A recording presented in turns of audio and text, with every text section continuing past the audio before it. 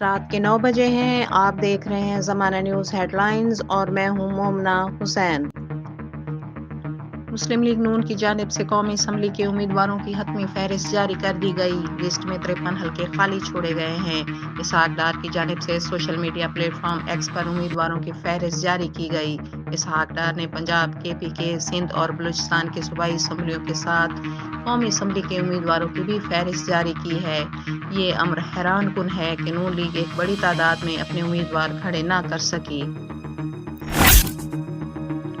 خبر شامل کرتے ہیں جامپور سے، جہاں ہمارے نمائندے محمد علی شہنشاہ کی رپورٹ کے مطابق فارسٹ گارڈز کی مبینہ ملی بھگت سے لاکھوں مالیت کے سرکاری درخت اونے پونے فروخت ہونے لگے۔ محمد پور، سید پور، بستی ٹال پور، بستی صادقی، نہری لنک سمیت دیگر جگہوں پر سرکاری درخت غائب ہو گئے ہیں۔ عوامی سماجی حلقوں کا محکمہ جنگلات کے اعلیٰ و متعلقہ حکام سے فوری نوٹس لینے کا مطالبہ۔ خبر شامل کرتے ہیں شاہ جمال سے، جہاں ہمارے نمائندے اصغر خان کی رپورٹ کے مطابق واپڈا کی غنڈہ گردی عروج پر ہے۔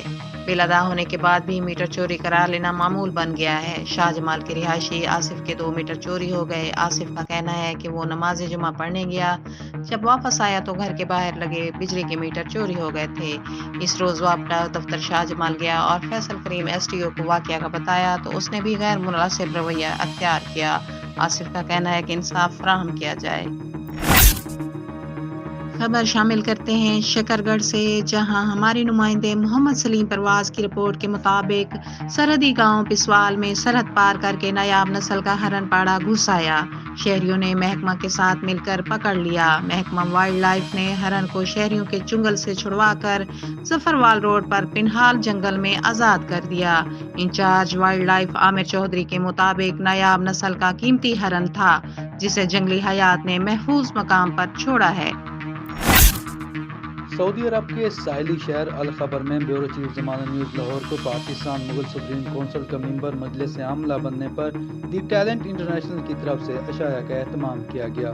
تقریب کے مہمان خصوصی معروف سماجی شخصیت chairman Pakistan Mughal supreme council Sajid Mughal تھے۔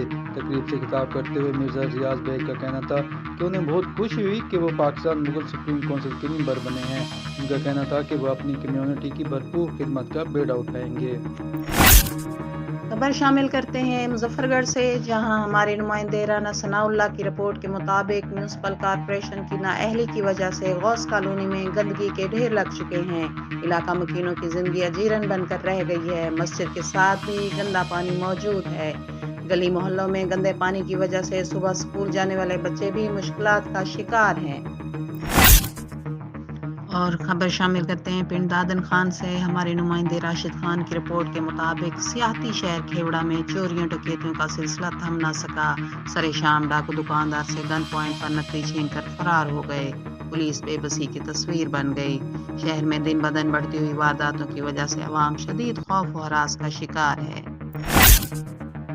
قصور بستی برات شاہ میں جگہ جگہ گندگی کے ڈھیر، صفائی نہ ہونے کی وجہ سے گلیوں سے گزرنا مشکل، لوگ بیمار ہونے لگے۔